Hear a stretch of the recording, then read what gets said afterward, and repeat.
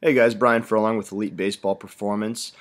Just dropping by with a quick video here. Going to discuss the Elite Baseball Performance model. Just started rolling out some of the Elite Baseball Performance camps and wanted to discuss the model that we use as far as player development. So the model has 6 components. It's skill development, athletic development, mental skills performance, equipment selection, behavior management, and game IQ. Skill development is the core of what we do. This is what happens during lessons, private group instruction. We're essentially grooving movement patterns, developing motor skills, creating muscle memory, establishing quality movement patterns. These are built through repetition, and they're developed through deep practice and play. So deep practice or deliberate practice is essentially, practicing with the sole purpose of trying to get better. Deliberate play would be, for example, a group of kids getting together and playing a pickup game. Organized practice would be what happens with a coach and a team, and then organized play is the actual games that are played there. So, it all goes into the bank of athletic development. Athletic development right here. Any good program is going to have evaluation and assessment. There's going to be strength and power training, energy system development, a good focus on recovery, nutrition, and regeneration. Things that are important in all sports, particularly baseball: balance and stability, flexibility, mobility, and then speed, agility, and quickness. These are just, the components of any good core athletic development program, whether it's a youth athlete or, a professional baseball player. Equipment selection. Some of the things that we focus on with equipment selection is making sure that the proper size of equipment is in the hands of the players. This is particularly an issue with bats. If you got too big of a bat in your hands, obviously you're going to be changing their swing and also hurting their performance. Same thing with gloves, though. If you've got a glove that's too heavy on a young player, that's going to disrupt their delivery, and that can lead to bad habits.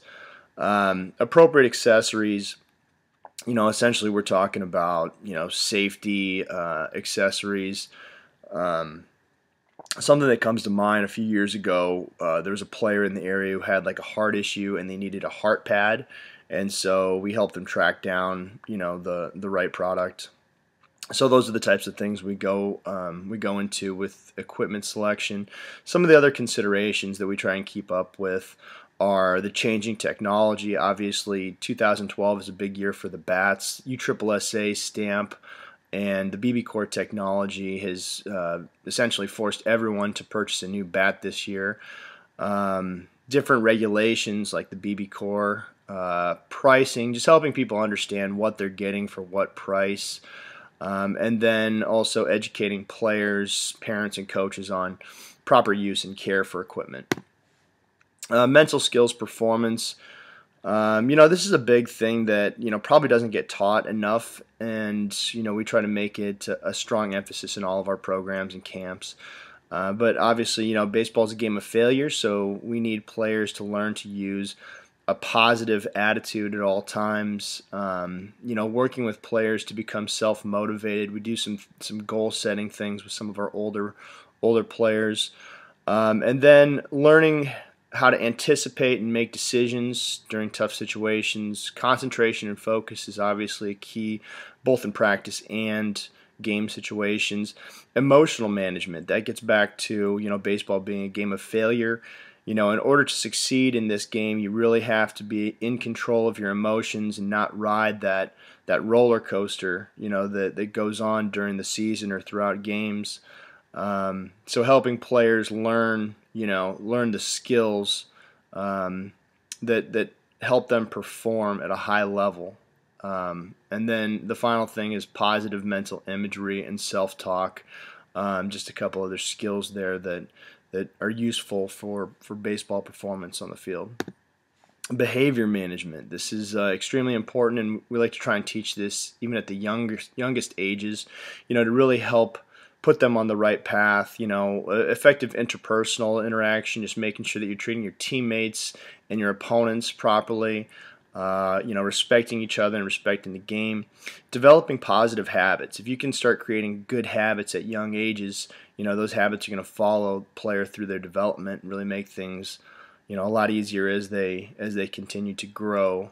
Goal setting is something that all players should be looking at. Any good coach is going to have a goal setting program intact. Growth mindset. Okay, now this is the understanding that players should have.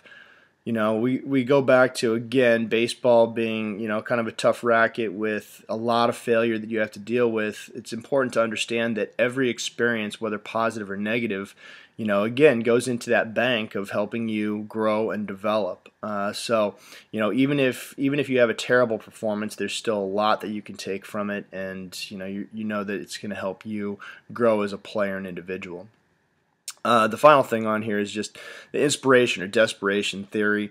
This is essentially, two of the primary reasons why people make behavior changes. Obviously we try to work more within that inspirational side of things. Either someone's inspired to make a change and makes an adjustment in their behavior, or a lot of times desperation is the case. Like a long-time smoker who finally finds out that they have terrible health problems, something like that. That would be a behavior change made out of desperation. So the goal of elite baseball performance is to inspire change rather than let players get to the point of desperation where they need to change. Game IQ, this is another thing that probably isn't taught enough, and actually a lot of the players in the big leagues right now are being criticized for not having enough of this game IQ. And people are talking about this is the first generation of Baseball Academy players coming up. I actually heard a scout on Baseball Tonight, titled this or call this era the entitlement era, and these players have been wearing nice uniforms since they were 7 years old, and none of this, once they even get to the big leagues, none of it really impressed them, and they felt like they're entitled to a lot of what was there. And so we want to make sure that players aren't just developing, physically and, with their mental skills and athletically, but we also want to make sure that they're learning to play the game. And that starts with understanding the rules, getting into game strategy and tactics, skill strategy, how to use the skills that you're developing, having a knowledge of the history of the game is important. If you're ever going to do anything important, if you're ever going to do anything that really matters, it's important to understand what's come before you. And then we also want to make sure that players understand position-specific knowledge, and that kind of goes back to game strategy and tactics, and just learning how to play the game. Quick little bonus here: competition. Okay, so training competitiveness has really not been studied extensively. But it is essential to maximize performance development. The ability to compete can take on a lot of different definitions, and it's difficult to quantify, and this is kind of why it hasn't been studied extensively. But being competitive for us requires an integration of physical ability, mental performance, and emotional control, and then applying those skills in a game setting, game situation. So we'll talk more about competition as we go, but it's definitely something that we like to address because it's such an important part of performing at a high level, and we want to make sure that we're giving the players that come through our camps and programs every opportunity to have success at whatever level they want to take their game to. A quick performance model summary. The goal of everything that we do is long-term development of the complete player through maximization of each component of the model.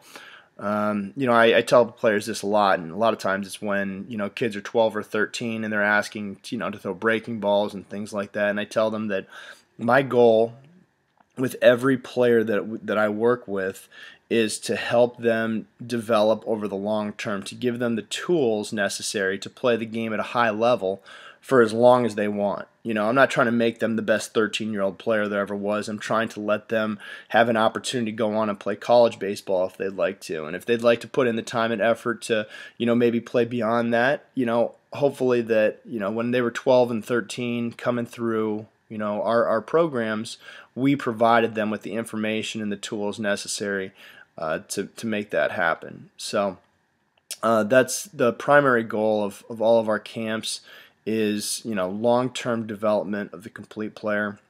The training systems that we used are designed specifically to improve the components of the model. So you put together the model, and then you've got to have systems in place in order to execute the model. So we'll talk more about training systems here in a couple days, but we want to make sure that, you know, we're actually, you know, providing the workouts and the systems and the programs that, you know, execute that model. Implementation of the proper systems at specific stages of development is necessary in order to maximize player performance development.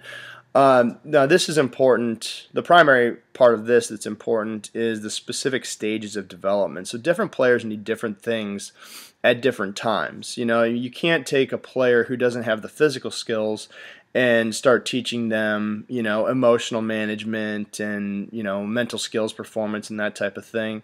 You know, there's a progression just like anything else that you have to go through, and you can't be skipping around because you got to build a foundation before you can start, you know, building on top of that. You have to develop general skills before you can start working on, you know, more specific skills. You know, an example is, you know, with young pitchers, the first thing that they try and develop, they develop good, you know, throwing biomechanics, and then, you know, then comes control. Then they're trying to throw strikes, and then once they can throw strikes, then they want to command the ball within the zone. They want to throw quality strikes. So, you know, just like anything else, again, it's a progression, and it's important to make sure that you hit every step of the progression. And, you know, different players are at different places or different stages of development at different times. So it's important to have someone, you know, evaluating where they're at and working them through the model properly.